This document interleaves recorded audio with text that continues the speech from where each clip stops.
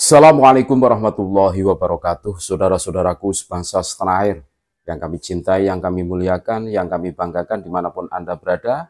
Alhamdulillah bisa berjumpa kembali dengan kami channel Bejo Donya Akhirat. Sak bejo bejane wong kang lali isih luwih bejo, wong kang eling lan waspada dan tetap NKRI harga mati. Kemarin di Pada Suka TV ada wawancara bersama Kiai Mukhlas Sarkun. Beliau adalah wakil Jatmi. Di dalam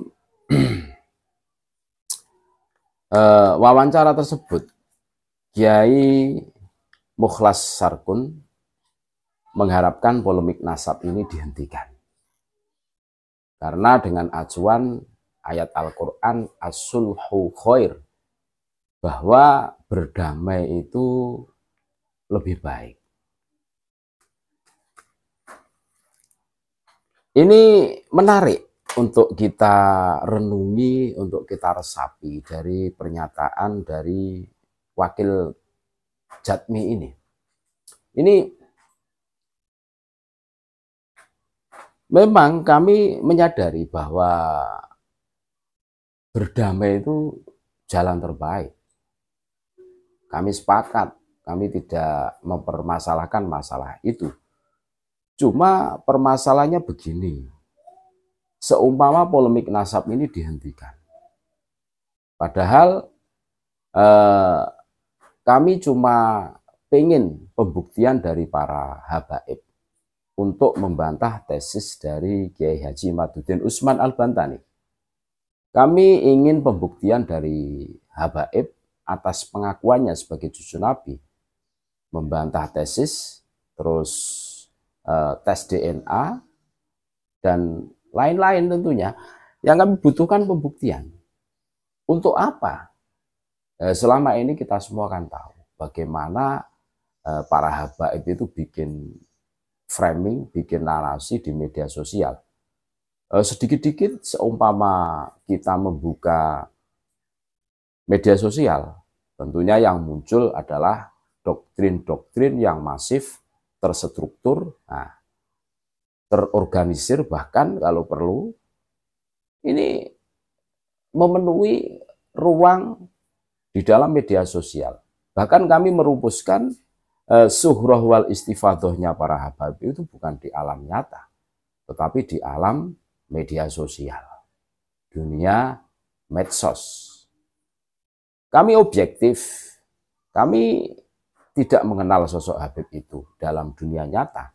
Ini ada narasi, mengenalnya ada narasi di media sosial, bahwa Habib ini begini kan itu. Bahkan ada bumbu-bumbu yang di situ itu di luar nurul, luar biasa. Nah, menurut kami sepakat untuk berdamai, kami sepakat untuk islah. Tetapi Habib-habib itu harus bisa membuktikan.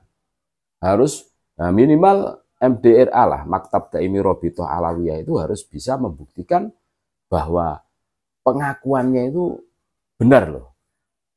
Dia membantah tesis Kiai Imaduddin yang pertama, terus tes DNA sebagaimana Habib-habib yang di situ tidak punya keinginan menjadi dzurriyyah Nabi seperti Mbak Nana kan gitu tuh. Terus Habib Jafar itu kan netral, makanya los mau tes DNA hasilnya apapun. Nah terus Habib itu harus apa itu? Merubah gayanya, merubah dakwah yang selama ini menurut kami terlalu hulu, terlalu berlebihan. Mulai doktrin halunya, terus memaksa seorang untuk mencintai mereka, menumbuhkan mahabbah, terus mahabbah itu dinarasikan begini-begini, kalau ente cinta kepada Nabi harus cinta kepada Ahlul Bait, dan Ahlul Bait yang ada di Nusantara itu cuma habaib, kan seperti itu. Nah ini tentunya tidak fair. Dakwah-dakwah seperti itu menurut kami tidak fair. Mereka mentiadakan dzurriyyah Nabi yang lain, termasuk terah para wali songo yang jelas sebagai zuriyah Nabi Muhammad SAW, karena kita semua kan tahu mereka mastur, tidak pernah mengaku sebagai zuriyah Nabi. Nah, kita dengarkan bagaimana Kiai Mukhlas Sarkum, beliau adalah wakil ketua Jatmi, bagaimana menghimbau untuk islah atau berdamai. Oke, kami siap berdamai. Kita dengarkan bersama-sama. Judulnya kan kapan ini berakhir ya. Tentu kita melihat kapan itu berakhir. Ya, kita melihat ada kaidah di dalam Al-Quran itu ketika perang berakhirnya lah damai. Sulhu khair. Ketika berselisih itu dalam kaidah usul fikih itu hukmul hakim yarfa'ul khilaf. Keputusan hakim itu bisa mengakhiri perbedaan. Nah, soal tentang nasab ini ternyata meskipun nuansanya ada nuansa akademis, tetapi sudah merembet ya, dalam setahun ini sudah liar, sudah kemana-mana, dan atmosfer di dunia digital ini sudah dipenuhi dengan narasi-narasi yang mungkin tidak pernah kita pikirkan ya selama ini, itu terjadi menjadi biasa ya. Ada orang-orang ulama itu sudah orang-orang yang alim dulu kita anggap dihormati, itu di roasting ya dengan isu-isu ini, silih berganti. Nah, karena itu bagi saya memang harus diakhiri, dan diakhirinya ini tentu kan tidak gampang ya, karena mereka merasa sama-sama merasa benar, yang satu dengan argumennya, yang satu dengan argumennya juga, yang satu punya data, yang satu punya data. Nah, karena itu untuk kemaslahatan bersama, karena ini Mas, dulu interaksi habaib dengan masyarakat itu hanya fokus kepada interaksi ilmu, sehingga tidak begitu besar ekses negatifnya. Nah, sekarang ini interaksinya sudah interaksi sosial, interaksi siasi, interaksi politik, yang kita tahu sendiri, jangankan antara habaib dan masyarakat Indonesia ya, antara NU aja ribut kan gitu. Jadi akses politik, dampak dari interaksi politik ya memang begitu.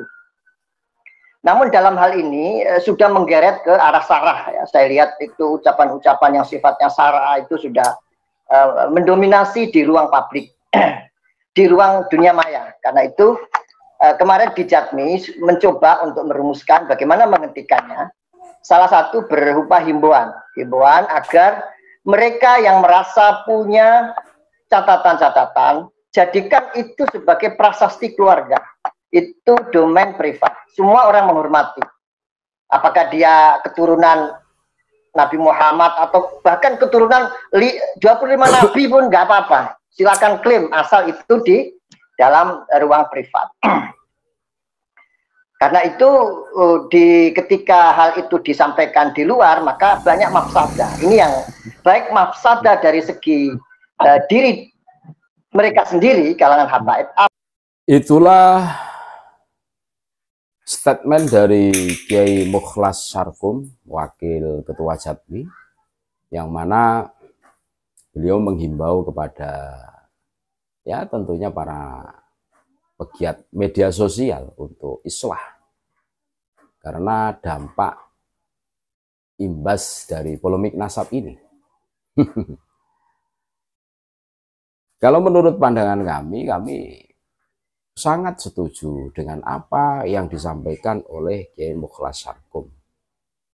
Tetapi berani menjaminkah Kiai Mukhlas Sarkum kepada kami kalau Bani Ba'alwi itu merubah haliyah, merubah cara ya, terus mengikuti aturan main yang sudah disepakati bersama tentang menjaga NKRI, menjaga nama-nama tokoh leluhur, menjaga sejarah nusa dan bangsa ini, kan gitu tuh. Terus bersama-sama membangun Negara Kesatuan Republik Indonesia. Terus merubah perilakunya yang tadinya itu mengaku-ngaku sebagai cucu Nabi untuk memuluskan misi dan visinya. Mereka tidak boleh seperti itu lagi. Beranikah menjamin?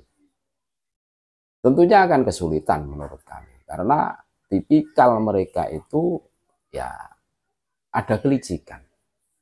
Kalau kami analisakan seperti itu.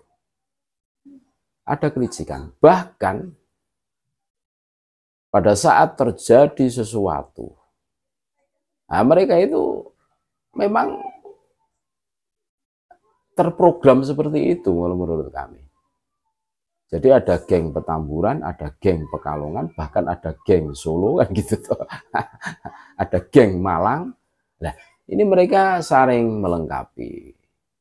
Kalau kita cermati, seumpama ada salah satu oknum habaib yang melakukan kesalahan dan membahayakan kedaulatan negara Republik Indonesia. Contoh, demo berjilid-jilid itu membahayakan kedaulatan negara kita loh itu. Jangan anggap itu persoalan remeh-temeh. Tapi alhamdulillah Allah Subhanahu wa Ta'ala, Tuhan masih menyayangi kita sehingga kita terselamatkan dari chaos. Apakah ada Habib-Habib yang ngakunya NKRI terus mengeluarkan statement menasehati? Kan tidak ada. Tidak ada. Mereka sepakat diam, berbagi tugas lah. Intinya kurang lebih seperti itu. Ada yang anti pemerintah, ada yang membelokkan sejarah, ada yang penggiringan massa, ada yang mengeluarkan fatwa, kan begitu tuh. Bahkan dari penelusuran kami, fatwa tentang satu Habib yang bodoh, khairun, lebih baik dibandingkan sab'ina kiai yang alim, itu ternyata itu bukan hanya Habib Royhan, muridnya Habib Bahar, bukan. Itu sudah menyebar luas seantero jagat raya. Berarti ada yang memberikan fatwa seperti itu, bikin narasi seperti itu. Beranikah Kiai Mukhlas Sarkom menjamin perilaku, perangai, dakwah yang selama ini dipraktekkan oleh para Habib itu dirubah, mindsetnya itu dirubah? Beranikah? Kami siap berdamai, kami siap menggantung HP, berhenti ngeromet kan gitu. Tetapi itulah, dulu pada saat polemik nasab ini belum bergulir, tentunya banyak sekali doktrin-doktrin. Media sosial dipenuhi oleh doktrin-doktrin halu yang masif, terstruktur, tersistematis yang dilakukan oleh Bani Pahali. Kalau mereka sepakat, kami akan gantung HP. Dan as-sulhu khair, berdamai itu tentunya lebih baik. Terima kasih, tetap NKRI harga mati. Assalamualaikum warahmatullahi wabarakatuh.